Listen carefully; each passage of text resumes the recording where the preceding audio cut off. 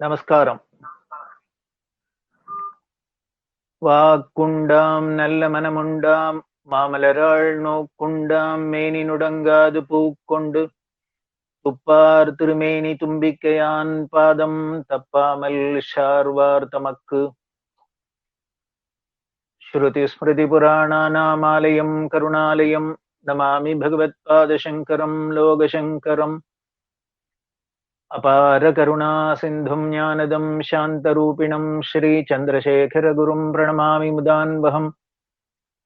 சதாசிவசமாரம்பாம் சங்கராச்சார்ய மத்யமாம் அஸ்மதாச்சார்ய பர்யந்தாம் வந்தே குரு பரம்பராம் வந்தே குரு பரம்பராம்.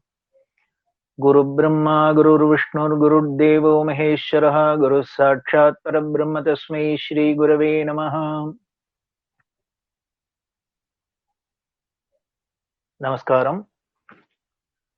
Sadhguru Sri Sivan sir அவர்களோட ஜெயந்தி மகோத்சவத்துல இன்றைய தினம் 9வது நாள். கடந்த 8 நாளா சிவன் சார் தன் உயிரை கரைச்சு எழுதின ஏணிப்படிகளில் மாந்தர்கள் அப்படிங்கிற புஸ்தகத்துல மனிதர்களை எப்படி ஒரு 11 நிலையில வருஷப்படுத்தியிருக்கார் அப்படிங்கிறதுல 8 நிலையை பார்த்துன்னு வந்தோம். இன்னைக்கு 9வது நிலையை பார்க்க போறோம். இந்த 9வது நிலை என்ன அப்படின்னா, ஏணிப்படிகள்ல மனிதர்கள் 9வது படியில இருக்கிறவாளுக்கு பேர் மகான் அப்படின்னு பேரு. சார் கொடுத்திருக்கிற பேர் மகான் அப்படிங்கிறது. நாம பொதுவா இந்த வார்த்தைகள் எல்லாமே நமக்கு பழகினதா இருக்கு. ஒரு சில வார்த்தைகளை தவிர தெய்வ விவேகி, தெய்வ சாது, இத மாதிரி எல்லாம் இருக்கிற பெயரை தவிர மீதி இந்த பெயர்லாம் ரொம்ப பரிச்சயமான பேரா இருக்கு. அதுவும் பொதுவா நாம யாரானும் ஒரு ஸ்பிரிச்சுவலா ஒருத்தர் ஒரு ஸ்பிரிச்சுவல் பர்சனாலிட்டி அப்படின்னு வச்சுப்போமே, அவளை இருந்தா உடனே நாம சொல்றது அவர் பெரிய மகான் அப்படின்னு விடுறோம். ஆனால் அந்த மகான்கிற வார்த்தை எவ்வளவு தூரம் ஒரு பெரிய ஒரு விஷயம், அது எவ்வளவு தூரம் பொருந்தும், யாருக்கெல்லாம் பொருந்தும் அப்படிங்கிறத தான் இங்க விவரிக்கிறார் சிவன் சார். இந்த சார் சொல்லி இருக்கிற இந்த குணாதிசயங்கள், இந்த கண்டிஷன்ஸ் எல்லாம் வச்சு பார்த்தாக்க மகான்னு எப்படி யார சொல்றது அப்படிங்கிறதே ஒரு பெரிய ஆச்சரியமான ஒரு கேள்விக்குறியா இருக்கலாம். அந்த மகான்கிறதுக்கு முதல்ல டெஃபினேஷன் என்னன்னு சொல்றாங்கிறத பார்ப்போம். குடும்பத்தை கொண்டாலும் கொள்ளாவிட்டாலும் உலக பாசங்களை அகற்றி தெய்வ பாசத்தில் மட்டும் ஆழ்ந்து விடுபவர் மகான். திருப்பி சொல்றேன், குடும்ப பாசத்தை கொண்டாலும் கொள்ளாவிட்டாலும், அதாவது இவ கிரகஸ்தாளா இருந்தாலும் இல்ல கிரகஸ்தர்களா இல்லாத இருந்தாலும் உலக பாசங்களை அகற்றி, உலக பாசங்களை அகற்றி அப்படின்னா இங்க குடும்ப பாசங்களை அகற்றின்னு சொல்லல. குடும்பத்தை கொண்டாலும் கொள்ளாவிட்டாலும்னு சொன்னவர் குடும்ப பாசத்தை அகற்றின்னு தானே சொல்லணும். ஆனா உலக பாசங்களை அகற்றி அப்படின்னு சொல்ற. ஏன் அப்படின்னா, இந்த உலகம்ங்கிறது பல குடும்பம் சேர்ந்தது. அதனால தன்னோட குடும்பம் மட்டும் இல்ல, உலகத்துல உள்ள அத்தனை குடும்பத்தோட பாசத்தையும் அகற்றினவரா இருக்கணும். போருமா? போராது. அடுத்த கண்டிஷன் என்னன்னு, தெய்வ பாசத்தில் மட்டும் ஆழ்ந்திருப்பவர். உலக பாசங்கள் எல்லாம் துறந்து அப்ப என்ன பண்ணுவார்? அவரோட மனசு எதுல போய் லயிச்சிருக்கும் அப்படின்னு, தெய்வத்தோட போய் லயிச்சிருக்கும், ஆழ்ந்து இருக்கும். நமக்கெல்லாம் தெய்வத்திட்ட ஆழ்ந்து இருக்க மாட்டேங்கிறது மனசு. என்ன, நமக்கு குடும்பத்திலேயே இந்த உலக பாசத்திலேயே ஆழ்ந்து இருக்கு நம்ம மனசு. அதனால இந்த மகான்களோட மனசு எப்படி இருக்குன்னு நேர் ஆப்போசிட்டா இந்த குடும்ப பாசம் உலக பாசம் எல்லாத்தையும் விட்டுட்டு தெய்வ பாசத்திலேயே ஆழ்ந்து இருக்கு. அடுத்தது, எத்தகைய எதிர்ப்பு சக்திகளாலும் பாதிக்கப்படாதவர். என்ன ஆனாலும் சரி, எப்பேற்பட்ட சதுரங்க சேனையோட எந்த ராஜா வந்தாலும் என்ன பண்ணினாலும் சரி, பின்னால ஒரு அந்த பாயிண்ட்ல சொல்ல போற அணுகுண்டுவாலும் ஒண்ணும் பண்ண முடியாதவர் அப்படின்னு. இவர்ட்ட இந்த மகான் மேல அணுகுண்ட போட்டாக்கா என்ன பண்ணுமான்னு, அணுகுண்டுதான் வெடிச்சு ஏதோ போகுமே வழிய வீணா போகுமே வழிய இவரை ஒண்ணும் பண்ண முடியாது. ஏன்னர் தெய்வத்தால் காப்பாற்றப்படுவார் அப்படின்னு சொல்றார் அந்த பாயிண்ட்ஸ்ல. அப்படின்னா ஒரு அணுகுண்டு மாதிரி இருக்கிறதே இவரை ஒண்ணும் பண்ண முடியாது, அசைக்க முடியாதுன்னா எத்தகைய எதிர்ப்பு சக்திகளாலும் பாதிக்கப்படாதவர், ஒண்ணும் பண்ணாது அவரை. இது பிசிக்கலா ஒண்ணும் பண்ணாதுங்கிறதோட மட்டும் இல்ல, பாதிக்கப்படாதவர் அப்படின்னா அவர் மனோரீதியாவும் பாதிக்கப்பட மாட்டார். அதனால சரீரத்தாலும் அவருக்கு எந்த பாதகமும் இருக்காது, மனசுனாலையும் எந்த பாதகமும் இருக்காது. ஏன்னா இது ஏன் குறிப்பிட்டு சொல்றேன்னா, நமக்கு ஒரு நிகழ்ச்சி ஏதானும் ஒண்ணு நடந்தது அப்படின்னா நமக்கு உடம்புல காயம்படாத இருக்கலாம், ஆனா உள்ளத்துல ஏதோ ஒரு வடு இருக்கும், அது உறுத்திண்டே இருக்கும். என்னதான் சொல்லுங்க சார், அது என்னமோ மனசை டிஸ்டர்ப் பண்ணிட்டே இருக்கு அப்படின்போம். ஆனா இந்த மகான்களுக்கு என்ன அப்படின்னு, அவ உடம்பையும் அது ஒண்ணும் பண்ணாது, மனசையும் ஒண்ணும் பண்ணாது. ஏன்னர் அவ மனசு இங்கேயே இல்ல, அவள்கிட்டயே இல்ல, அது பகவான்கிட்ட அப்படியே ஆழ்ந்து கிடக்கு. அதனால அந்த ப்ரொடெக்ஷன்ல எதாலையும் எந்த ஒரு எதிர்ப்பு சக்தினாலையும் ஒண்ணுமே அவளை பண்ண முடியாது அப்படின்னு மகான்களுக்கு இப்படி ஒரு லட்சணம் சொல்றார் சிவன் சார். அப்படி இருக்கிற அந்த மகான்களை பத்தி வரிசையா லிஸ்ட் சொல்லிட்டு வர்றாரு இல்லையா, ஒவ்வொரு தொகுப்பா சொல்றாரு. அதுல உள்ள தொகுப்பு எல்லாம் என்னென்னு பார்ப்போம். அவர்களோட குணாதிசயங்கள் இதெல்லாம் வச்சுண்டு ஒருத்தரை எப்படி மகான்னு தீர்மானம் பண்றது அப்படின்னு. அநேகமா இது கடைசியில நாம இந்த தொகுப்புல இருக்கிற விஷயங்கள்லாம் பார்த்துட்டு இதுன்னா மகான் அப்படிங்கிறது தேடித்தான் கண்டுபிடிச்சு எடுக்கணும். அதுல நடுப்புற ஒண்ணு வரப்போறது, அது அப்ப வரத்தே சொல்றேன். யுகப்பிரளயமேனும் பாதிக்கப்படாதவர். யுகப்பிரளயம் முகப்பிரளயம் வருது இல்லையா, 4 யுகம் முடிஞ்சோடனே மகாப்பிரளயம் வந்து எல்லாத்தையும் அடிச்சுன்னு போறதே, அப்ப கூட இவர் என்ன பண்ணுவார்னர், பாதிக்கப்படாதவர் மகான். போருமா? இதை விட ஏதான எதிர்ப்பு சக்தி உண்டா? இதை விட கஷ்டம் வர முடியுமா? அப்படி வந்தால் கூட அதுலயும் பாதிக்கப்படாதவர் மகான். எந்த குலத்தினரும் எய்திடும் நிலை, ரொம்ப கவனிக்க வேண்டிய ஒரு நிலை. இந்த மகான் அப்படின்னு இருக்கிறவர் ஏதோ இந்த ஜாதியில தான், இந்த மதத்துல தான், இந்த ஊர்ல தான், இந்த நாட்டுல தான், இந்த குலத்துல தான் அப்படின்னு ஏதான வரமுறை உண்டா? இல்ல.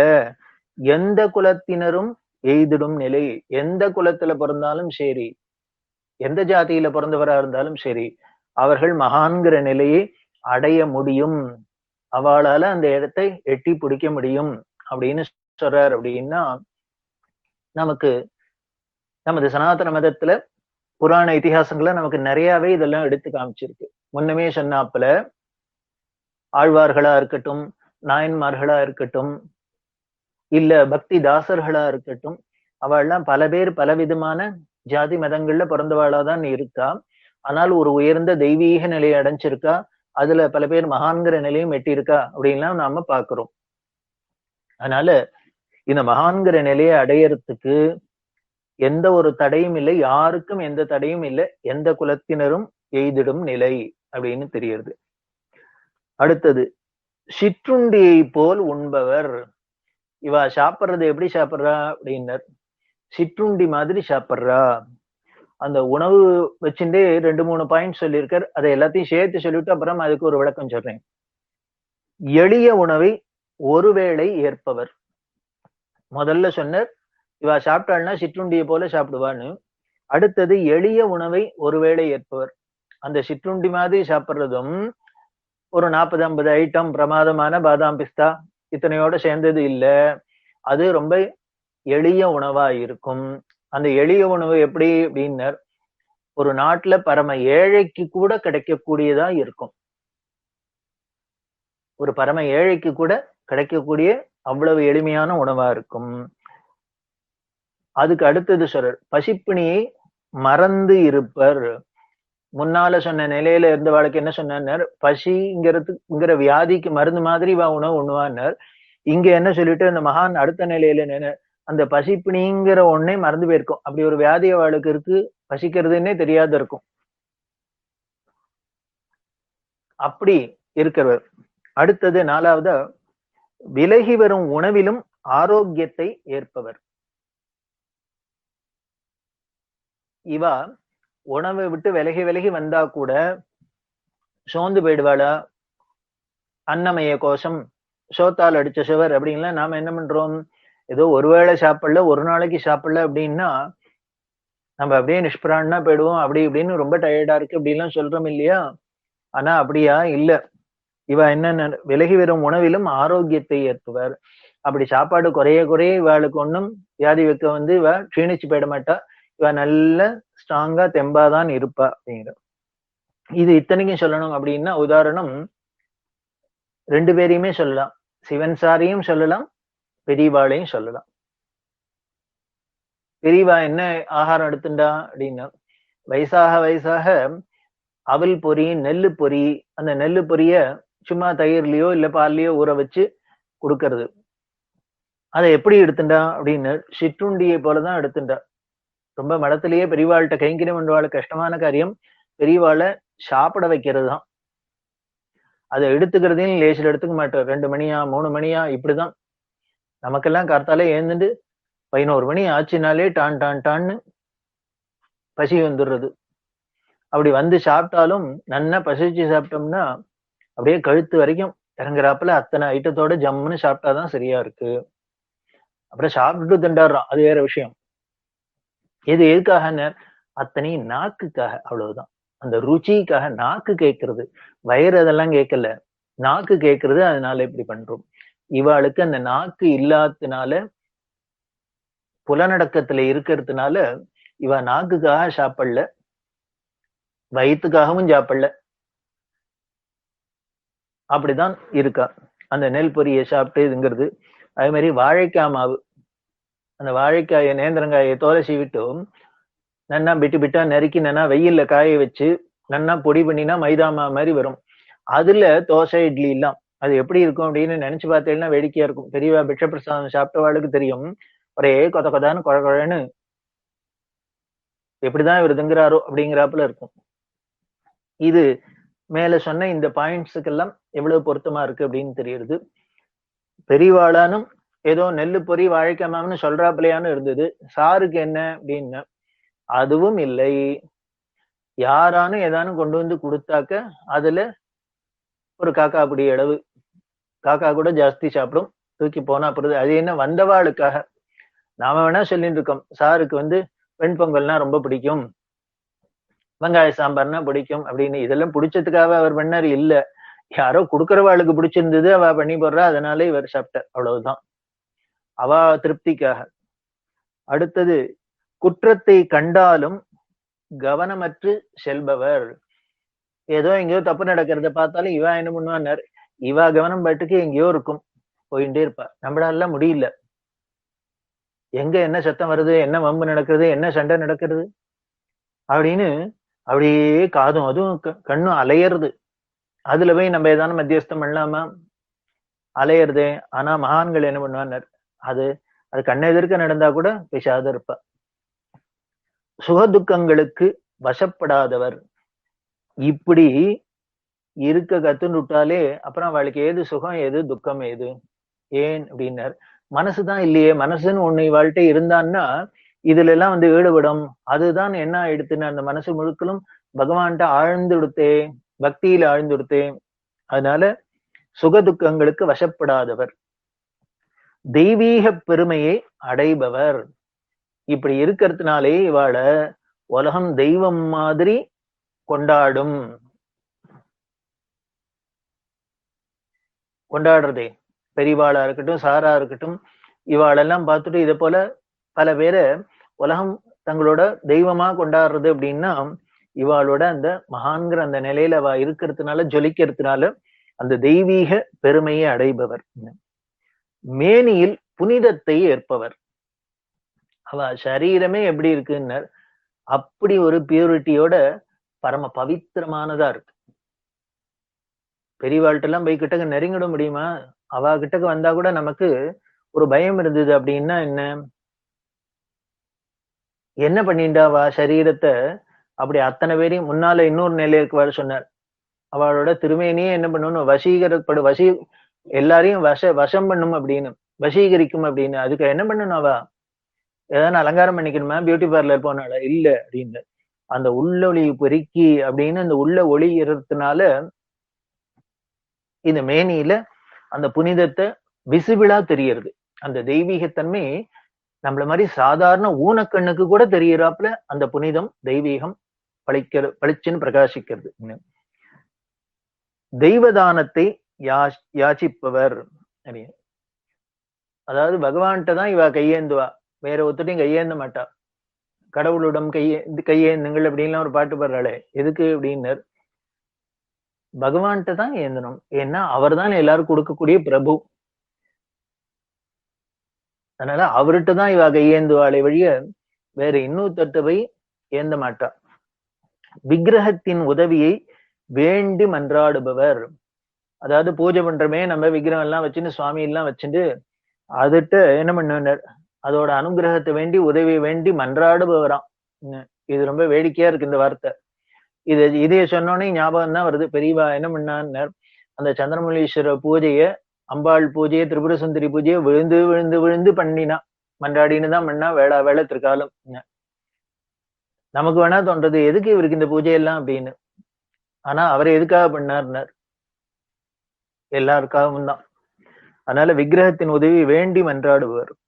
லௌகீக செய்திகளில் நினைவை மறந்தவர். ஏதாவது லௌகீகமான விஷயங்கள் அவ காதுக்கு வந்தா கூட அந்த செய்தி என்ன பண்ணுன்னு, அந்த சமயத்துக்கு வேணா அவ ஏதோ அதுக்கு விதாயம் சொல்லுவாளே வழிய, அதுக்கப்புறம் அவள் அதை பத்தி ஞாபகமே இருக்காது. நமக்கு இந்த லௌகீக செய்தி தான் மறக்கவே மாட்டேங்கிறது. ஆன்மீக செய்தியை தான் ஞாபகம் இருக்கோ? இப்போ இன்னைக்கு கேட்டா தெரியுமோ, பாபிக்கு என்னென்ன சிவன் சார் சொன்னார், பாமரனுக்கு என்ன சொன்னார் அப்படின்னா இப்ப யாருக்கான ஞாபகம் வருமோ? இது மாதிரி நல்ல விஷயம் ஏதானு சொன்னா ஞாபகம் வருதோ? வரமாட்டேங்கிறது. ஆனா வேண்டாத விஷயம் அப்படின்னா, லௌகீக செய்தி அப்படின்னா நன்னா ரெஜிஸ்டர் ஆயிருக்கு. எந்த மேட்ச்ல யார் எத்தனை ரன் அடிச்சா, எந்த சினிமா நடிகர்கள் நடிகைகள் என்ன பண்ணினா, இதெல்லாம் ரொம்ப அவசியமா ஞாபகம் இருக்கே நமக்கு. இது அவளுக்கு அறவே கிடையாது மகான்களுக்கு. தீங்கு நினைத்தவனால் மன்னிப்பு கோரப்படுபவர். இவருக்கு யாரான ஏதானும் கெடுதல் நினைச்சா கூட என்ன பண்ணுவாளான்னார், அவ காலில் விழுந்து மன்னிப்பு கோருவா. ஐயா சுவாமி மன்னிச்சுங்கோ, நான் தெரியாதனமா உங்களை பத்தி உங்களை பத்தி ஏதோ தவறுதலா பேசிட்டேன், செஞ்சுட்டேன், மன்னிக்கணும் அப்படின்னு மன்னிப்பு கேட்பாளாம். தீங்கு நினைத்தவனால் மன்னிப்பு கோரப்படுபவர். விரோதத்தையும் நட்பையும் மறந்தவர். இவாளுக்கு விரோதிகளும் கிடையாது, ஃப்ரெண்ட்ஸும் கிடையாது. அதான் சிம்பிளா சொல்லணும்னா, ரெண்ட பத்தியும் இவாளுக்கு அந்த பிரஜை இல்லை. பகவானின் பேரன்பை வாங்கியவர். இவர் யாரோட அன்பை சம்பாதிச்சுருக்காரு? பகவானோட அன்பை சம்பாதிச்சுருக்காரு. அதை என்ன பூர்ணமா வாங்கி வச்சுருக்காரு. அதனால மற்றவாளோட பிரியமா இருக்கட்டும் விரோதமா இருக்கட்டும் எதுவும் அவளுக்கு ஒன்றும் லட்சியம் இல்லை. பகைமையின் நினைவை மறந்தவர். முன்னால சொன்னதே தான் இதுவும். அந்த பகைவை அப்படிங்கிறத அப்படி ஒரு பிரஜைய அவளுக்கு இல்லாத இருக்கும். நிந்திப்பவனை ஸ்மரிக்காதவர். அதாவது நிந்திச்சு யாரு திட்டினா கூட அவளை பத்தி நினைக்காதவர். நமக்கு அதுதான் ஞாபகமா இருக்கு. எத்தனை வருஷம் ஆனாலும் எத்தனை நாள் ஆனாலும் யாராலும் நம்மள ஒண்ணு திட்டா அது மட்டும் ஞாபகமே இருக்கு. அது மட்டும் நெஞ்ச விட்டு அகல்ல சார். என்னமா சொன்னான் தெரியுமா இல்லையா, என்ன பார்த்து சொன்னான் அப்படின்னு நமக்கு யாரோ நம்மள திட்டாக்க அதுதான் மறக்கவே மாட்டேங்கிறது. இவா அதை பத்தி எண்ணாதவா, ஸ்மரிக்காதவா. புனிதம் வாய்ந்த தெய்வ கானங்களை அருள்பவர். ரொம்ப பவித்திரமான அந்த பகவானை பத்தின ஸ்துதிகள் கானங்களை பாட்டெல்லாம் கொடுக்கக்கூடியவா. இத சொன்னோன்னா யாரு ஞாபகம் வருது? தியாகராஜ சுவாமிகள் தான் ஞாபகம் வருது. பத்ராஜல ராமதாஸ், இது மாதிரி எத்தனை மகான்கள் பாடி இருக்கா. அன்னமாச்சாரியார் இவெல்லாம் பாடினா அப்படின்னா எதுக்காக பாடினா? ஏதான இந்த சபாலையான கச்சேரி அதுக்காக பண்ணாலும் இல்ல. கமண மகரிஷிட்ட ஒருத்தர் சொல்றாராம், அதாவது சங்கீதம் பாடினாலே மோட்சத்துக்கு போயிடலாம், ஞானத்தை அடைஞ்சிடலாம்னு சொல்றாளே, அப்படின்னு கேட்டார். அவர் ஒன்னும் பதில் சொல்லல. உடனே அவர் சொல்ற, தியாகராஜர் எல்லாம் பாடிதான் அப்படி அடைஞ்சாராமே அப்படின்னு இவர் கேட்கிறார். அதுக்கு ரமண மகரிஷி பதில் சொல்றார், அவர் பாடி அடையல, போய் அடைஞ்சதை பாடினார் அப்படிங்கிற. என்ன வார்த்தை பாருங்கோ, பாடி அடையல, அடைஞ்சதை பாடினார் அப்படின்னார். அதாவது இந்த பாட்டை பாடினதுனால அவருக்கு அந்த நிலை வந்துள்ள, அந்த நிலை வந்ததுனால அந்த அனுபவத்தை வார்த்தைகளா பாட்டா வெளியில வந்தது. அதனால தங்களோட அனுபவத்தை பாடினா. அதுதான் அப்படி அந்த தெய்வீக தங்களோட அனுபவத்தை புனிதம் வாய்ந்த கானங்கள் மூலியமா அருள்றா அப்படின்னு தெரியுது. இதுதான் இந்த வாக்கியக்காரர்கள் இவள் இந்த மகான்கள்லாம் பண்ணியிருக்கான்னு தெரியுது. அணுகுவோரிடத்தில் பிரீதியை காட்டுபவர். யாரான அவர் அண்டி போனா அவள்கிட்ட பிரியமா இருப்பார். இவா எல்லாத்தையும் திறந்தவாதான், உலக பாசங்கள் எல்லாம் திறந்தவாதான். ஆனால் யாரானும் பக்தியோட பிரியத்தோட அவள்கிட்ட வந்தா திருப்பி அந்த பிரியத்தை காமிப்பா. அவ்வளவுதான். இரக்கத்தையும் வெறுப்பையும் மறப்பவர். இந்த பிடிக்காது அப்படிங்கிறதும் கிடையாது. இதேன்னு பார்த்தா, ஐயோ பாவம் சார், அவர் பார்த்தா ரொம்ப பாவமா இருக்கு, கஷ்டப்படுற அப்படின்னு இவ அடுத்த வாழை பார்த்து இறக்கமும் விட மாட்டா, வெறுப்பும் அடைய மாட்டா. அதுதான் இங்க முக்கியம். தெய்வத்தை மட்டும் உபச்சரிப்பவர். இவ யார உபச்சாரம் பண்ணுவான்னு, பகவான் ஒருத்தருக்கு தான் விழுந்து விழுந்து பூஜை பண்ணி உபச்சாரம் பண்ணுவாளே வழியா வேற ஒருத்தருக்கும் இல்லை. நிவேதனத்தை ஏற்க பகவானை கெஞ்சுபவர். இவ பண்ற நைவேத்தியத்தை ஏத்துக்கணும்னு பகவான்கிட்ட போய் கெஞ்சுவாளாம். ஏதாவது சில க்ஷேத்திரங்களை நாடக்கூடியவர். எல்லா க்ஷேத்திரங்களும் முன்னால ஒரு நிலையில இருக்கவாளுக்கு சொன்னார், எல்லா க்ஷேத்திரங்களுக்கும் தீர்த்த யாத்திரையெல்லாம் புனித யாத்திரையை மேற்கொள்ளுபவர் அப்படின்னு. இவா அப்படி இல்லை, மகான்கள் அப்படி இல்லை, ஏதாவது சில க்ஷேத்திரங்களையும் நாடக்கூடியவர். அப்படின்னா எந்த க்ஷேத்திரத்துக்கு அதிர்ஷ்டம் இருக்கோ அந்த க்ஷேத்திரத்தை போய் இவா நாடுவா. அவ்வளவுதான். இது சொல்றதே ஞாபகம் வருது. சார் என்ன பண்ணார் அப்படின்னு, முதல்ல கும்பகோணத்துல இருந்தார். அதுக்கப்புறம் பெரியவா சொன்ன திருவெண்காட்டுக்கு போனார், பெரிய ஸ்வேதாரண்ய க்ஷேத்திரத்துக்கு போனார். அங்க போய் அந்த பரமசிவேந்திரால் அதிஷ்டானத்துக்கு முன்னாலேயே இவர் அப்படியே வாசம் பண்ணியிருந்தார் அப்படின்னு தெரியுது. அதுக்கப்புறம் சென்னைக்கு வந்தார். சென்னையில முதல்ல வந்து இருந்த இடம் திருமயிலை அப்படின்னு சொல்லக்கூடிய க்ஷேத்திரம். அந்த மயிலாப்பூரை பத்தியும் தான் பெரியவாளாக்கட்டும் சாராக்கட்டும் உயர்வா சொல்லியிருக்கா. இப்படி இவ ஏதாவது சில க்ஷேத்திரங்கள்ல போய் நாடுவா. அந்த க்ஷேத்திரங்களுக்கு பாக்கியம் இருந்ததுன்னால் இவா அந்த இடத்துக்கு போவா அப்படின்னு தெரியுது. அப்படின்னா சார் இந்த சென்னையில பல இடங்கள்ல இருந்திருக்கார். அந்த இடம் எல்லாமே க்ஷேத்திரம் தான். அப்போ இவா க்ஷேத்திரத்தை நாடினாலும் சரி, இல்லை இவா போய் இருக்கிறதுனால அது க்ஷேத்திரமாவும் ஆயிடும் அப்படின்னு வச்சுக்கலாம். மௌனமேற்றாலும் பகவன் நாமாவை உச்சரிப்பவர். இவா மௌனமாய் இருந்தால் கூட பகவன் நாமாவை உச்சரிச்சுட்டே இருப்பா, ஜபிச்சுட்டே இருப்பா. ஏன்னு இந்த பகவன் நாமாவை சொல்றது, பகவானோட குணங்களை பாடுறதோ மௌன பங்கமாகாது, விரத பங்கமாகாது. அதுதான் அங்க முக்கியம். புத்தியை தெய்வ வித்தியாக ஏற்று வருபவர் அப்படின்னு. அதாவது இவளோட புத்தி இருக்கும் இல்லையா, அறிவு இருக்குமே, அதை எதுக்காக வச்சிருப்பா அப்படின்னு, தெய்வ வித்தியாக ஏற்று வருபவர் அப்படின்னு. அப்படின்னா என்ன, அதுக்கு சாரே விளக்கம் தர. அதாவது தெய்வத்தை நேரடியாக தரிசிப்பதற்கான ஓர் வித்தை. அந்த தெய்வ வித்யை அப்படிங்கிறது என்ன அப்படின்னா, தெய்வத்தை நேரடியா தரிசிக்கிறதுக்கான இருக்கிற ஒரு ஆர்ட், ஒரு கலை, ஒரு வித்தை. அது ஒரு அரும் கல்வி அப்படிங்கிற, சாதாரண கல்வி இல்ல, ஒரு அரும் கல்வி அப்படிங்கிற. அது யாரால படிக்க முடியும்? சாரு சொதாப்புல இந்த மகான்களாலதான் படிக்க முடியும் அப்படின்னு தெரியுது. அடுத்தது தெய்வீக மெய்மையில் மகிழ்பவர். இதெல்லாம் கொஞ்சம் சட்டுன்னு புரியாத வார்த்தைகளா இருக்கு. தெய்வீக மெய்மையில் மகிழ்பவர், அதாவது தெய்வீகமான மெய்மைனா சத்தியம், உண்மை, அதுல மகிழ்ச்சி படைவாளாம். அதுக்கு என்னன்னு அவரும் சாரே விளக்கம் தரர். நமது உலகம் உண்மையாகவே இயங்கி வருவதிலும் அதில் நாம் அனைவரும் உண்மையாகவே வாழ்ந்து வருவதிலும் ஐயமற்ற நம்பிக்கையை வைத்திருக்கிறோம். நாம என்ன பண்றோம், இந்த உலகம் ரொம்ப சத்தியம், நாம இருக்கிறதெல்லாம் சத்தியம், நாம இதுல வாழ்ந்து நிக்க இதுக்கு என்ன சார்? இப்ப போய் பிரம்மம் சத்தியம் ஜெகன் மித்யா அப்படின்னு அத்வைதத்தை சொன்னா நம்மளால ஏத்துக்க முடியுமா?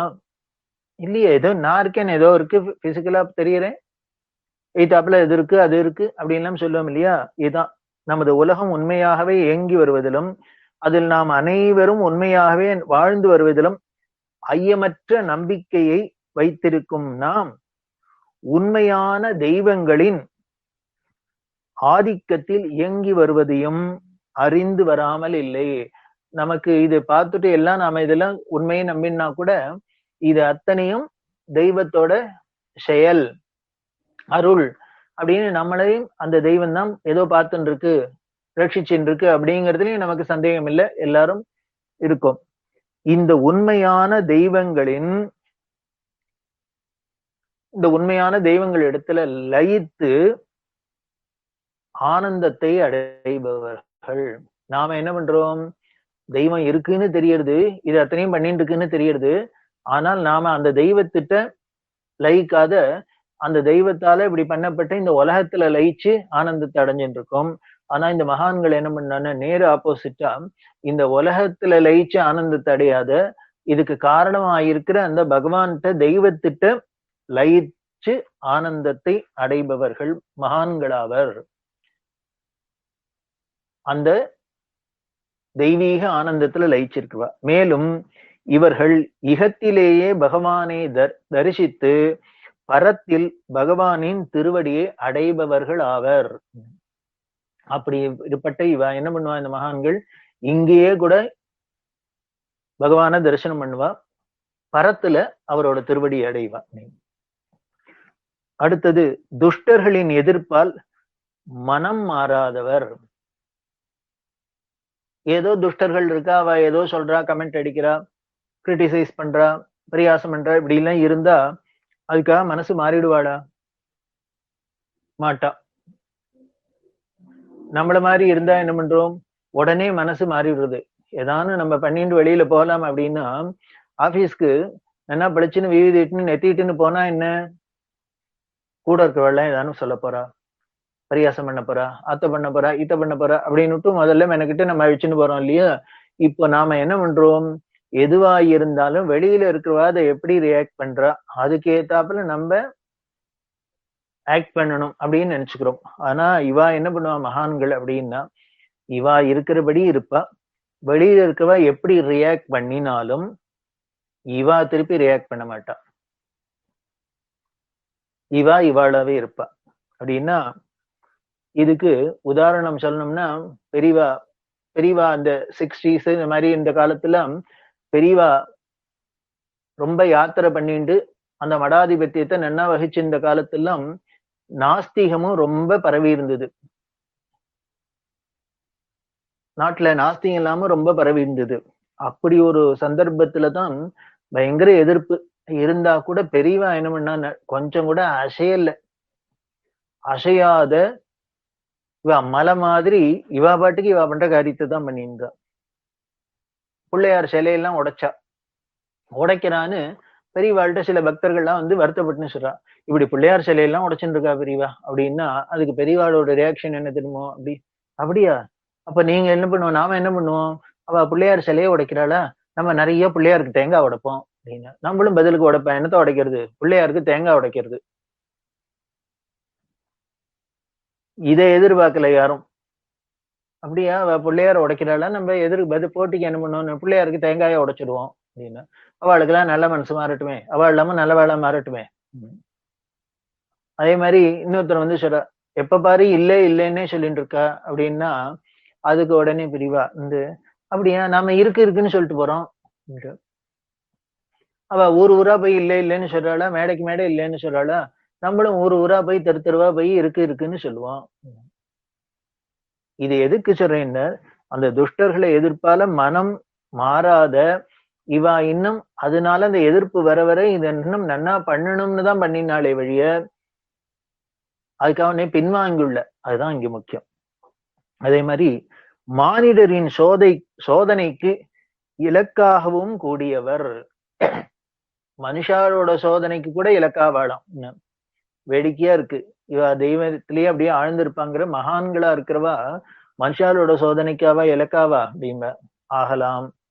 அதுக்கு உதாரணம் சொல்லணும்னா ஹரதத்த சிவாச்சாரியார் அப்படின்னு இதே எணிப்படிகள் மாந்தர்கள்லயே வருது. தீர்த்த நாராயணர் அப்படிங்கிற கூடிய அந்த ஒரு துறவிக்கு குருவா இருந்தவர் ஹரதத்த சிவாச்சாரியார் அப்படின்னு. இவரை சொல்றதையே சார் சொல்றார், இவர் ஒரு அவதார மகான் அப்படின்னு சொல்றார். அவதார மகான் அப்படின்னு சொல்றார். தஞ்சாவூர் ஜில்லால கஞ்சனூர் அப்படின்னு கம்சபுரம் அப்படின்னு சொல்லக்கூடிய கஞ்சனூர், அந்த ஊர்ல சுவாமி அக்னீஸ்வரர் கல்பகாம்பிகா அப்படின்னு, அந்த ஊர்ல வாசுதேவாச்சார் அப்படின்னு ஒரு வைஷ்ணவா இருந்தார். அந்த ஊர்ல கொஞ்சம் வைஷ்ணவர்கள் ஆதிக்கம் நிறைய இருந்திருக்கு போல இருக்கு. அந்த வாசுதேவாச்சாருக்கு சுதர்சனாச்சாரியார் அப்படின்னு ஒரு புள்ள. அந்த சுதர்சனாச்சாரியர் தான் பிற்காலத்துல ஹரதத்த சிவாச்சாரியார் அப்படின்னு. அந்த ஊர்ல வரதராஜ பெருமாள் கோவிலும் இருக்கு. இவர் இந்த வைஷ்ணவ சம்பிரதாயப்படி அந்த குல வழக்கப்படி இவர் பெருமாள் கோவிலுக்கு போனாலும் இந்த சிவன் கோவிலுக்கும் போயிருந்தார். அக்னீஸ்வரையும் போய் தரிசனம் பண்ணிட்டு அவற்றை ஈடுபாடு ஜாஸ்தியா இருந்தது. இத அவ குடும்பத்துல அந்த கம்யூனிட்டியில கண்டிச்சா.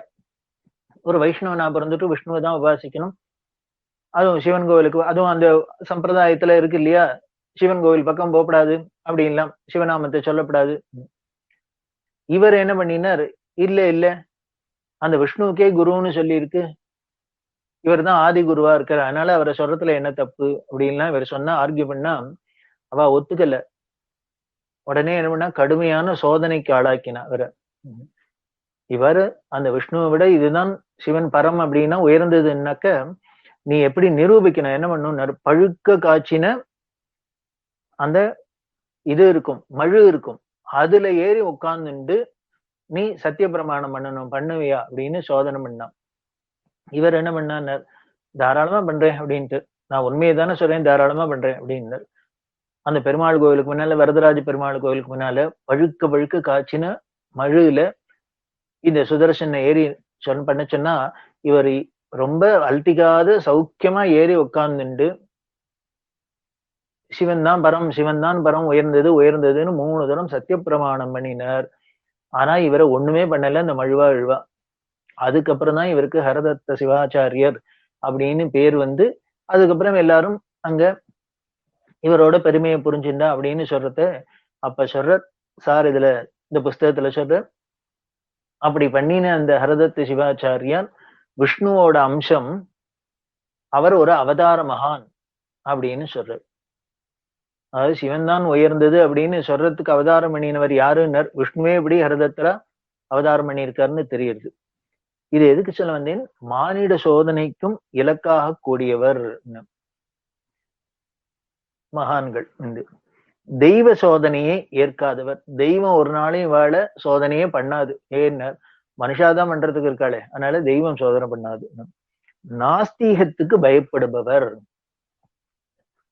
முன்னால ஒரு இடத்துல சொன்னேன் துஷ்டர்களின் எதிர்ப்பால் மனம் மாறாதவர் அப்படின்னு. ஆனால் இங்க என்ன போட்டிருக்கு, அடுத்தது என்ன, நாஸ்தீகத்துக்கு பயப்படுபவர்னு போட்டிருக்கு. அப்படின்னா நாஸ்திகரோட கிரிட்டிசிஸ்க்கு எல்லாம் பயந்தாரா அப்படின்னா இங்க என்ன அர்த்தம் அப்படின்னு, நாஸ்தீகத்துக்கு இவா பயப்படல, அங்க பண்ணினது நாஸ்திகர்கிட்ட பயப்படல, இங்க நாஸ்தீகம்ங்கிற கொள்கைக்கு பயப்படுறா. ஏன்னர் இந்த நாஸ்தீகம்ங்கிற கொள்கை சாமானிய ஜனங்களை, நம்மள மாதிரி சாமானிய ஜனங்கள் எல்லாம் ரொம்ப வசியம் பண்ணி நம்மள கீழே தள்ளிடாத இருக்கணும், அதுக்கு பயப்படுறா. ஐயோ இந்த ஜனங்களுக்கு எல்லாம் பக்தி தானே எல்லாரையும் உயர்த்த போறது, அப்படி இருக்கிற அந்த பக்தியே இல்லைன்னு சொல்லி கடவுள் இல்லைன்னு சொன்னா நாஸ்திகம், அந்த வாதம் நாஸ்திகவாதத்தினால ஜனங்கள், பாமர ஜனங்கள்லாம் வசீகரிக்கப்பட்டு அவ மனசு மாறி இந்த தெய்வ பக்தியிலேருந்து விலகிட போறாளோ அப்படிங்கிறதுக்காக இந்த நாஸ்திகத்தை பார்த்து பயப்படுவா. அதனாலதான் இவ என்ன பண்றான், திருப்பி இந்த ஆன்மீகத்தை பத்தி நமக்கு சொல்லி சொல்லி சொல்லி நமக்கு உற்சாகம் கொடுக்கிறது. அதுதான் இங்க எக்கணத்திலும் தெய்வ துணையை கொண்டவர், எந்த க்ஷணத்திலையும் தெய்வம் இவாளுக்கு துணையா இருக்கும். தெய்வீக மதிப்பை கொண்டவர்கள், தெய்வத்தோட துணை மட்டும் இல்ல, அந்த தெய்வமே அந்த தெய்வீகமே ஸ்பிரிச்சுவலே இவாளை மதிக்குமா. பகவானால் நித்யானந்த நிலைக்கு அனுப்பப்படுபவர், அந்த நித்யானந்த நிலைக்கு யார் இவாளை கொண்டு சேர்க்கிறா? நீனர். இவாளோட பக்தியினால அந்த பகவானே இவாளை கொண்டு அந்த நிலைக்கு சேர்க்கிற அப்படின்னு. தனது தெய்வீக அந்தஸ்தை நினையாதவர். முதல்ல ஒரு இடத்துல சொன்னார் இல்லையா, இவ என்ன பண்ணிடுவா அப்படின்னர், எல்லாரோட நன்மதிப்பையும் பெற்றுவா அப்படின்லாம் சொன்னார். புனிதம் வாய்ந்த அத எல்லாரோட அந்த மதிப்பையும் புனிதத்தன்மையா, அவளோட சரீரம் புனிதத்தன்மையா இருக்கும் அப்படின்னு சொன்ன இதெல்லாம் சொன்னார் இல்லையா. இப்படி இவாளோட தெய்வீக தன்மை உலகத்துக்கு தெரியறாப்புல இருந்தா கூட, நமக்கெல்லாம் தெரிஞ்சா கூட அவ என்ன பண்ணுவாளான்னு, அந்த தனது தெய்வீக அந்தஸ்தை நினையாதவர். அதை இவா நினைக்கவே மாட்டா. அப்படின்னா என்ன அர்த்தம்? அந்த உயர்ந்த நிலையில மகானா இருந்தாலும், அந்த தெய்வத்தன்மை வாய்ந்தவர்களா இருந்தாலும், அத வெளியில தான் நினைச்சுண்டு வெளியில சொல்லிட்டு, பார்த்தேளா வாங்க எல்லாரும், நான் தான் காப்பாத்துறதுக்கு இருக்கேன்,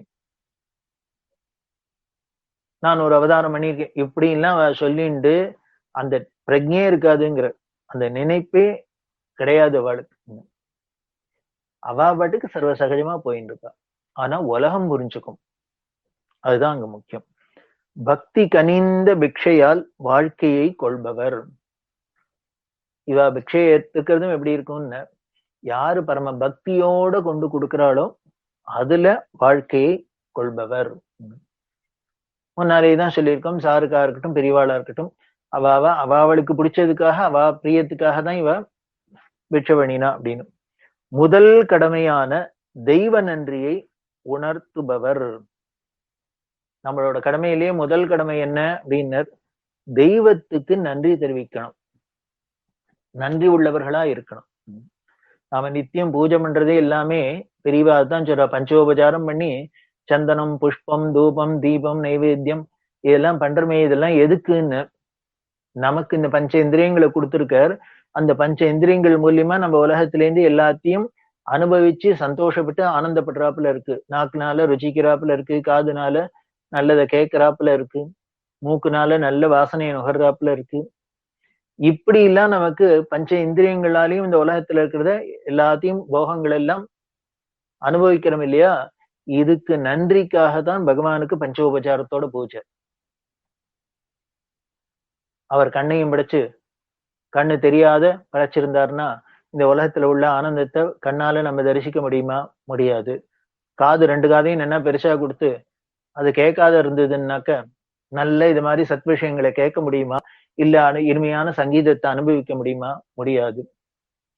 எல்லாம் நாக்கு இருந்தும் ஒண்ணும் உள்ளுக்குள்ள போட்டாக்க ஒண்ணுமே ருச்சியே தெரியல, ஒண்ணும் தெரியலன்னு இருந்தா சரியா இருக்குமா? இப்படி இந்திரியங்களாம் இருந்து அதுக்கு ஒரு சக்தியோட இருந்து உலகத்துல உள்ள வெளியில இருக்கிறதெல்லாம் நாம என்ஜாய் பண்றாப்புல ஒரு நிலைமை கொடுத்திருக்காரு இல்லையா. இது எவ்வளவு நன்றியோட நம்ம நினைச்சு பார்க்கணும். இதுல ஏதோ ஒண்ணுக்கு சக்தி இல்லைன்னாலே எவ்வளவு வருத்தப்படுறோம். அதை எப்படி எல்லாம் பண்றது சரி பண்றதுன்னு நாம பாத்துக்கிறோம். இப்படி எல்லா இந்திரியங்களும் நமக்கு சௌக்கியமா இருக்கு, நன்னா என்ஜாய் பண்றாப்புல இருக்கு அப்படின்னா அதுல வெளியில இத்தனை சாமான் இருக்கே, அதெல்லாம் யாரு கொடுத்தா? நாமளா சிருஷ்டி பண்ணோம். இத்தனையும் வெளியில சிருஷ்டி பண்ணி பகவான் நமக்கு இந்திரியங்களை கொடுத்து, இந்தாங்க எல்லாரும் என்ஜாய் பண்ணுங்க, கண்ணால பார்த்து என்ஜாய் பண்ணுங்க, வாயால ருசிச்சு என்ஜாய் பண்ணுங்க, மூக்கால நுகர்ந்து பண்ணுங்க, இப்படி எல்லாம் கொடுத்திருக்காரு. அதுக்கு ஒரு நன்றிக்காகத்தான் பகவானுக்கு நாம பஞ்சோபச்சாரத்தோட பூஜை பண்றோம் அப்படின்னு பெரியவா சொல்றா இல்லையா. அதத்தான் முதல் கடமையான தெய்வ நன்றியை உணர்த்துபவர். இந்த மகான்களா நமக்கு அதைத்தான் உணர்த்துறா. பண்ணணும். இப்படி பண்ணலைன்னா என்ன அப்படின்னு, ஒரு அடுத்தவாளோட இந்த உலகத்துல இருக்கிற அத்தனையும் பகவானோட சொத்துன்னா அடுத்தவாளோட சாமான நாம அவளுக்கு தெரியாத அவளுக்கு அறிவிக்காத எடுத்துட்டா அது திருட்டுன்னா தோஷம், அபரிக்கிரக தோஷம்னா வந்துடும். அதனாலதான்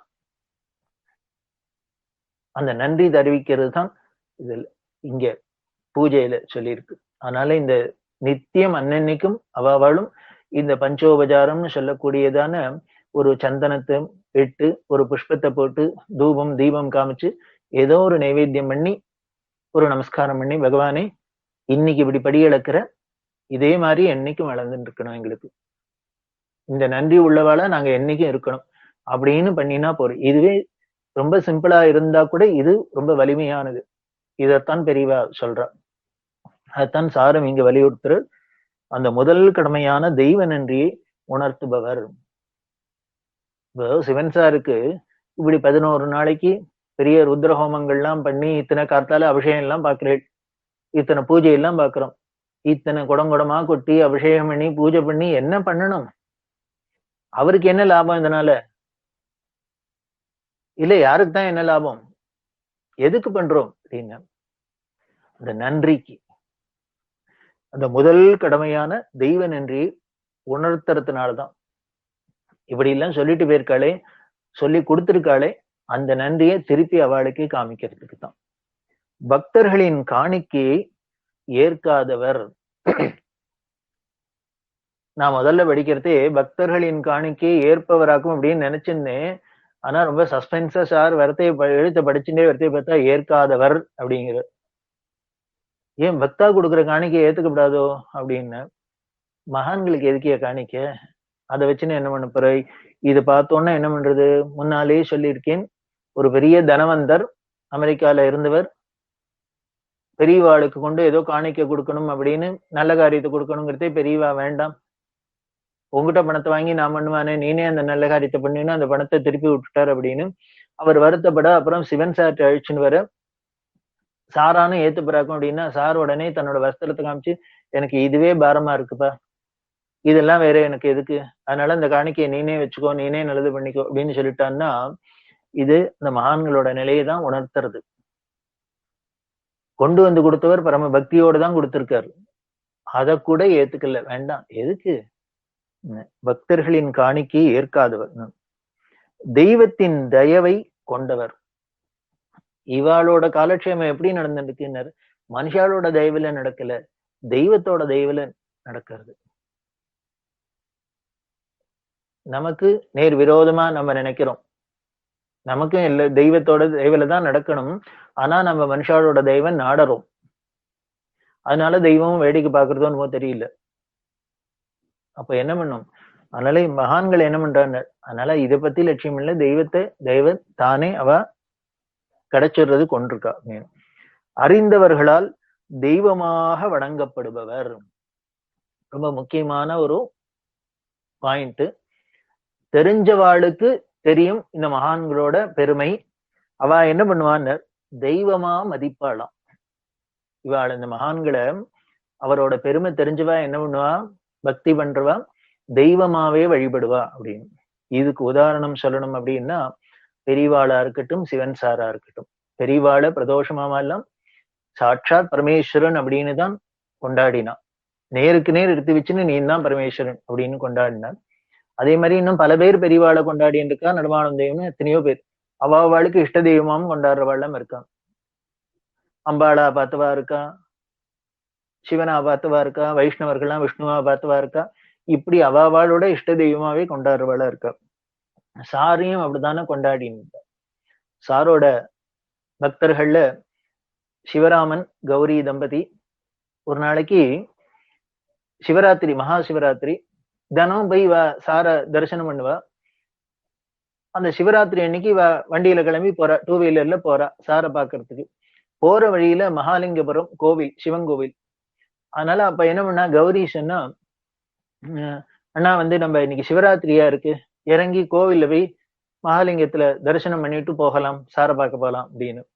அதுக்கு சிவராமன் என்ன பண்ணினார், அதெல்லாம் இல்ல, எல்லாம் சார் தான் சிவன், சார் தான் தெய்வம், சார் இருக்கிறது தான் கோவில், வா வா, அதெல்லாம் இங்கெல்லாம் ஏறி இறங்க முடியாது அப்படின்னு அவர் அழிச்சுன்னு போயிட்டார் வண்டியில வச்சு.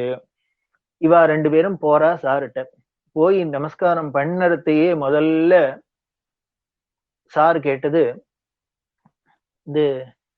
நேரம் இங்க வரையும் இல்ல எங்கேயானு கோவிலுக்கு போயிட்டு வரையோன்னு.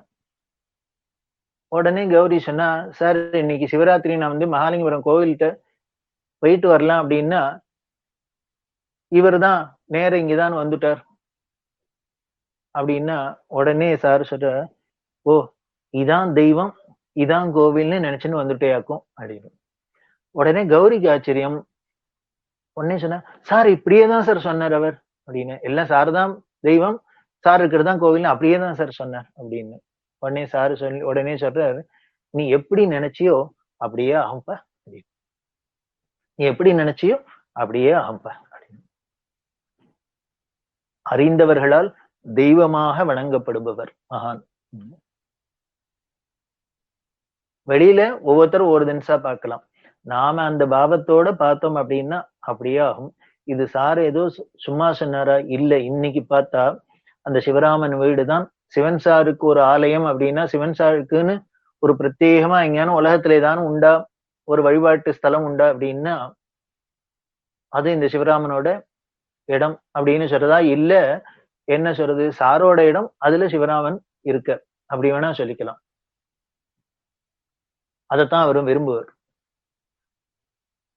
எப்படி நினைக்கிறியோ அப்படியே ஆயிடும்பா அப்படின்னா அது சாருதான் அங்க தெய்வமா இருக்கு, அந்த இடம் தான் கோவிலா இருக்கு அப்படின்னா அதான் அறிந்தவர்களால தெய்வமாக வணங்கப்படுபவர் அப்படின்னு. அடுத்தது லௌகீக சூழ்நிலையிலும் தெய்வீக சாந்தியை ஏற்பவர்.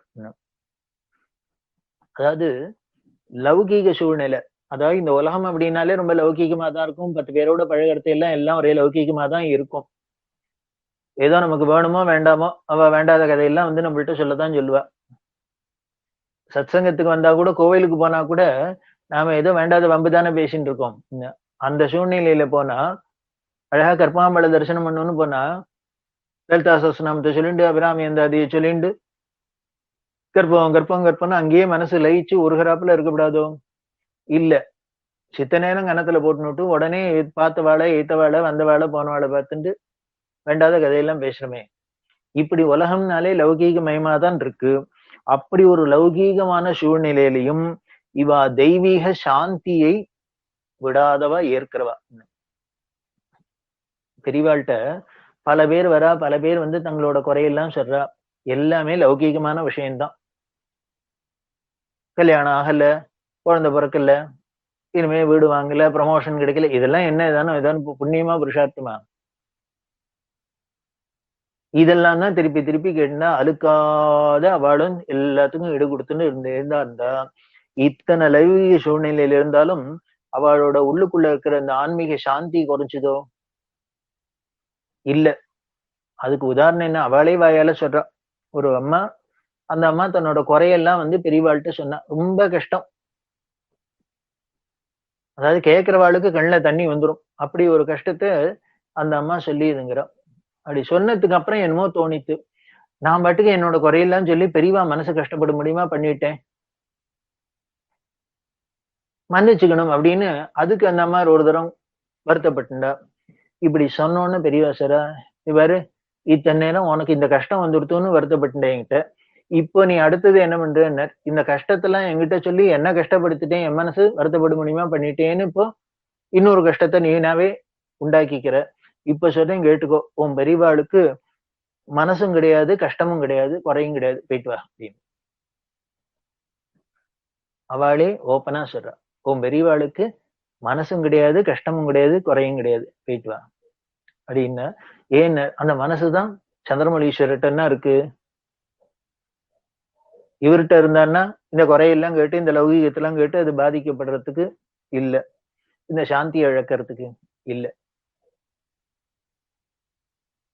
இதான் அந்த மகான்களோட நிலை. கோபுர தரிசனத்திலும் ஆனந்தத்தை கொள்பவர்.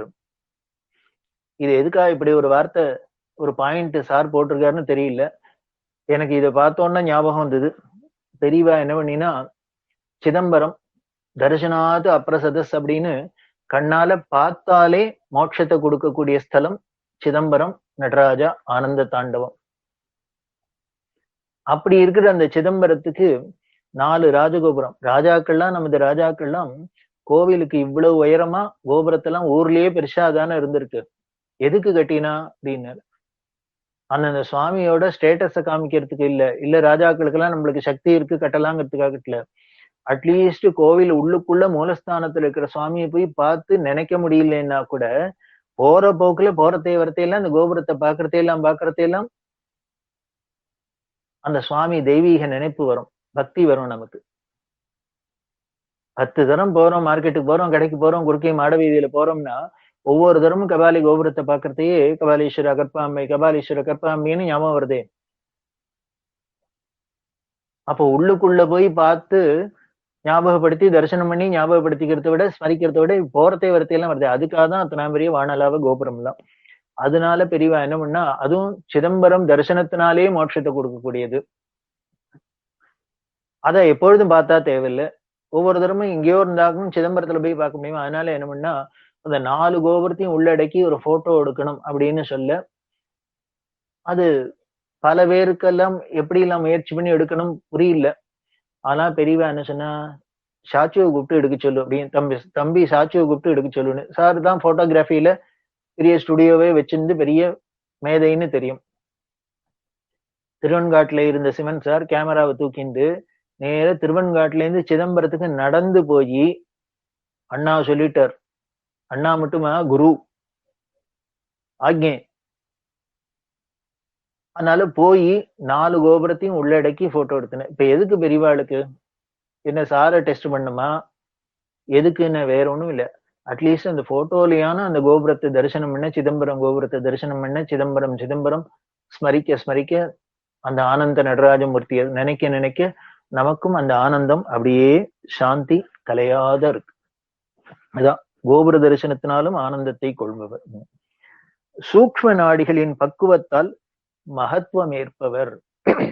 அதாவது நமது நாடி அப்படின்னு சொல்றோம் இல்லையா, அதுல சூக்ஷ்ம நாடி அப்படின்னு தெய்வத்தின் குரல்ல பாத்தீங்கன்னா இதுக்கு ரொம்பவே விவரமா பெரியவா சொல்லியிருக்கா. இடை பிங்கள அப்படின்னு நாடி, அதுல அந்த சுவாசம் வரத்தையே இதெல்லாம் தான் இந்த நாடி சலனத்தினாலதான் நமது எண்ணங்கள்ல இருந்து எல்லாம் பாதிக்கப்படுறது. நல்ல எண்ணம் வருதோ கெட்ட எண்ணம் வருதோ, அதுல பெரியவா சொல்றா, இந்த மூக்கு வழியால வந்தாக்க சுவாசம் வழியில வரத்தே நமக்கு தெய்வீக நினைப்பு நல்ல நினைப்பெல்லாம் வருது. இடது மூக்கு வழியால வரத்தே வேற நினைப்பு வருது, காமாதி தோஷங்கள்லாம் அந்த நினைப்பு வருது. இதெல்லாம் நீங்க டெஸ்ட் பண்ணி பார்க்கலாம் அப்படின்னு சொல்றா. இதுல இருந்தெல்லாம் தெரியுது அந்த சூக்ஷ்ம நாடிகளின் பக்குவத்தால் மகத்துவம் ஏற்பவர் அப்படின்னு தெரியுது. அப்படி எல்லாம் இவ பண்ணியிருக்கிறதுனால மகத்துவம் வருது. பொருள்களின் மதிப்பை மறந்தவர். அது என்ன வேல்யூபிள் சாமானா இருக்கட்டும், தங்கமா இருக்கட்டும், வைரமா இருக்கட்டும், எதுவா இருக்கட்டும், அந்த பொருளோட மதிப்பை மறந்தவ. பாக்குறமே அவ சந்நிதியில எத்தனை சாமான்கள் வேல்யூபிள் திங்ஸ் எல்லாம், பாதாமும் முந்திரியும் குங்குமப்பும் அதுவும் இதுமா குஞ்சு கிடந்தா கூட அவ எதையானும் லட்சியம் பண்றாளா? அது ஒண்ணு இருக்குங்கிறப்பல நினைக்கிறாளா? இல்ல.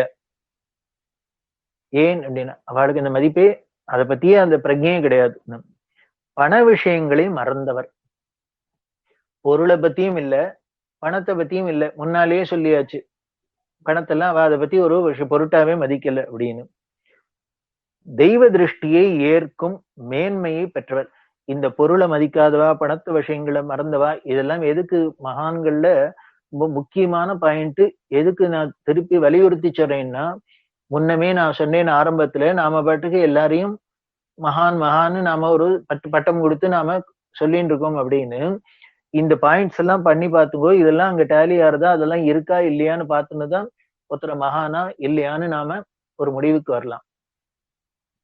நிச்சயம் மகானா இருந்தா இதெல்லாம் இந்த குணங்கள்லாம் இருக்கும். பொருளை மதிக்க மாட்டா, பணத்தை மதிக்க மாட்டா, இதெல்லாம் பண்ண மாட்டா.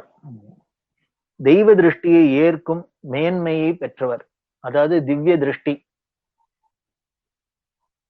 முக்காலத்தையும் உணர்ற ஒரு குணம், அதை ஏற்கக்கூடியவா.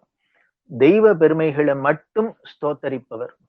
இவ பேசினாள்னா, புகழ்ந்து பேசினாள்னா எதன்னார், தெய்வத்தோட புகழ மட்டும்தான் பேசுவா. அப்படின்னா மனுஷால பத்தி அத பிரஜையே கிடையாது, பேச மாட்டான்னு அர்த்தம். தெய்வ கானத்தை ராஜசபையிலும் பாடாதவர். முன்னாலே சொன்ன தியாக பிரம்மம் தான் இங்கேயும் உதாரணம்.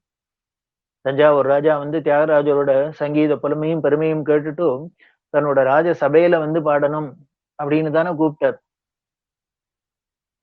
பொன்னையும் பொருளையும் கொடுத்து கூப்பிடுறாரு. அதுக்கு இவர் என்ன பண்ணார், உடனே போனாரா? இல்ல. அப்பவும் என்ன பண்ணார், தன் வீட்டுல உட்காந்து ராமருக்கு முன்னால நிதிச்சால சுகமா ராமுனி சந்நிதி சேவ சுகமா நிஜமுக பல்கு மனசா, நீ மனசுக்கு சொல்லிக்கிறேன்னா மனசு செவல விட்டுற போறதோன்னு, என் மனசே நீ சொல்லு. இப்படி எல்லாம் இருக்கிற பணங்கள் பணங்காசு சௌக்கியமா இல்ல, இப்படி ராமனுக்கு சந்நிதியில உட்காந்து ஏகாந்தமா பாடின்னு இருக்குமே பக்தி பண்ணிட்டு இருக்குமே, இது சுகமா நீனே சொல்லு அப்படின்னு பாடினாருன்னா என்ன ஒரு வைராக்கியசீலரா இருக்கணும், எப்படி இருக்கணும், அந்த மகான்கிற நிலை எப்படி இருக்கும்னு தெரியறது.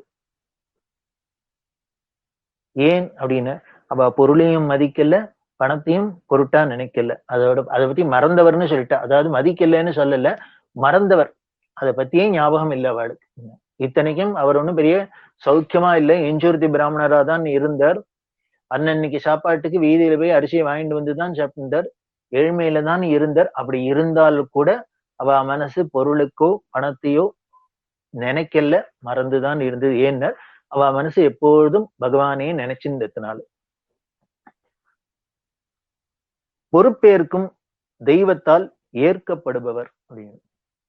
அதாவது பொறுப்பேற்கும் தெய்வத்தால் ஏற்கப்படுவர்னா என்னன்னா, எவர் ஒருவர் மானிட ஜென்மாவின் குறிக்கோளை உணர்ந்து உலக ஈடுபாடுகளில் இருந்து விடுபட்டு தெய்வமே கதி என்று பகவானிடத்தில் சரணடைந்து விடுகிறாரோ அத்தகையவரைத்தான் தனது பாதார விந்தங்களில் ஏற்றுக்கொள்ளும் பொறுப்பை பகவான் ஏற்கிறார்.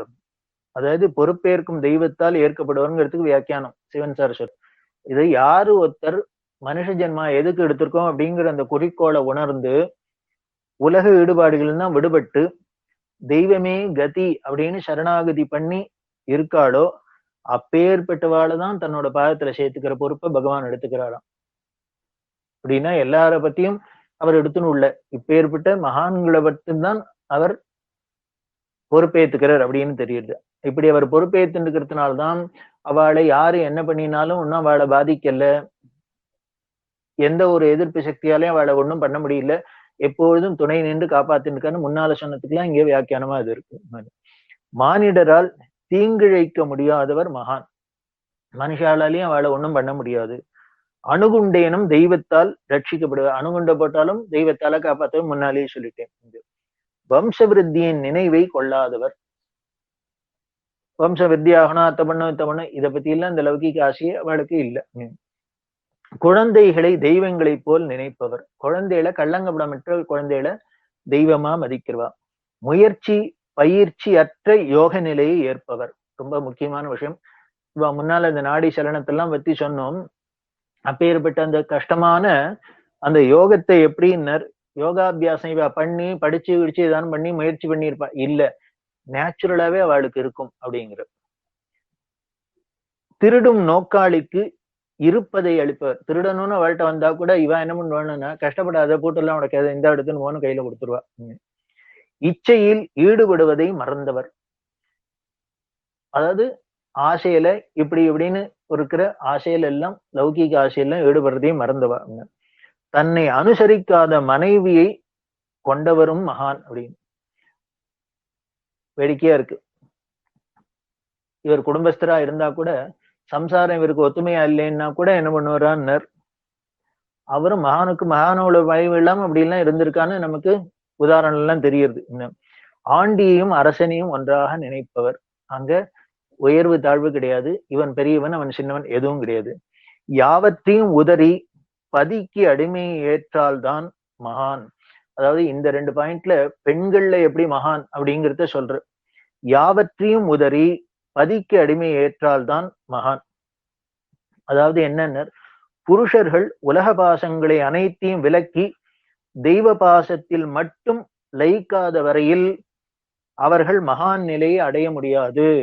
ஆம்பளையா இருந்தா உலக பாசங்கள் அனைத்தையும் விலக்கி தெய்வ பாசத்துல லயிக்காத வரையில அவளால மகானா நிலையை அடைய முடியாதாம். ஆனால் உலக ஆசையை துறந்து பகவானுக்கும் முக்கியமாக கணவனுக்கும் அடிமை ஏற்று விட்டாலே ஒரு மனைவி மகானாகி மாறிவிடலாம். அதாவது பெண்கள் சுலபமா மகானாறது என்னன்னு, இந்த உலக பாசங்கள் எல்லாம் குறைச்சிட்டு தெய்வத்துக்கு, அதுவும் குறிப்பா கணவனுக்கு பதிவிரதையா இருந்துட்டா அடிமை ஆயிட்டாக்க இவ மகானாயிடலாம். மகான்களாக இயங்கக்கூடிய பெண்கள், அப்படி மகான்களா இயங்கக்கூடிய பெண்கள் மறுபிறவியில் புருஷர்களாக பிறந்து துறவி நிலையை அடைவர். இதுக்கு அடுத்த உயர்ந்த நிலையை அடைஞ்சிருவா அப்படின்னு சொல்ற. அதனால பெண்களுக்கு அந்த கணவனே கண்கண்ட தெய்வம் அப்படின்னு இருக்கிறதே அவளை மகானா மாத்திரும்னு சார் சொல்றார். இத எல்லாரும் எப்படி எடுத்துப்பாலோ தெரியாது, சண்டைக்கு வருவாளோ அதுவும் தெரியாது. ஆனா சார் இப்படிதான் சொல்லியிருக்கார், சாஸ்திரம் அப்படிதான் சொல்லியிருக்கு. ஆத்மீகத்தை ஏற்க தெய்வீகத்தை முடிப்பவர், அதாவது ஆன்மீகத்தை, அதாவது ஞான நிலையை அடையறதுக்கு என்ன பண்ணுவார், தெய்வீகத்தை முடிப்பவர், அதாவது இந்த பக்தி நிலைய, அதாவது ஞான மார்க்கத்தை, ஞானத்தை அடையறதுக்கு இந்த பக்திய ஒரு கருவியா வச்சிருந்து இந்த நிலையில இருந்து அப்படியே அந்த நிலையை பூர்த்தி பண்ணிட்டு அதுக்கு அடுத்த ஸ்டேஜுக்கு போவார் அப்படிங்கிறது. அதனால பக்தி மார்க்கத்திலேருந்து ஞான மார்க்கத்துக்கு போவர் அப்படின்னு சொல்ற. இப்படி மானிட ஜென்மாவின் நோக்கத்தை நிறைவேற்றுபவர், நவீன விஞ்ஞான காலத்தில் தோன்றாதவர், அரசியல் நினைவை மறந்தவர், சக்கரவர்த்திகளாலும் ஆசிரயிக்கப்படுபவர், இவாள்லாம் தான் மகான் அப்படின்னு மகான்களுக்கு இன்னும் பல விஷயங்களை சொல்லி இருக்க. இருந்தாலும் நேரங்காலத்தை உத்தேசிச்சு இந்த அளவுல மகான்கிற ஒரு நிலை என்னங்கிறத சார் விளக்கினதை சொல்லியிருக்கும். இப்போ இதுல இருந்து தெரியும் மகான்னா எப்படி இருப்பா அப்படின்னு. அப்படி இருக்கிற அந்த ஏணிப்படிகள் மாந்தர்கள்ல அடுத்தது 10வது நிலையா என்ன சொல்லியிருக்காருங்கிறத நாளை மாலை 4:30 மணிக்கு மீண்டும் சந்திக்கலாம். நமஸ்காரம்.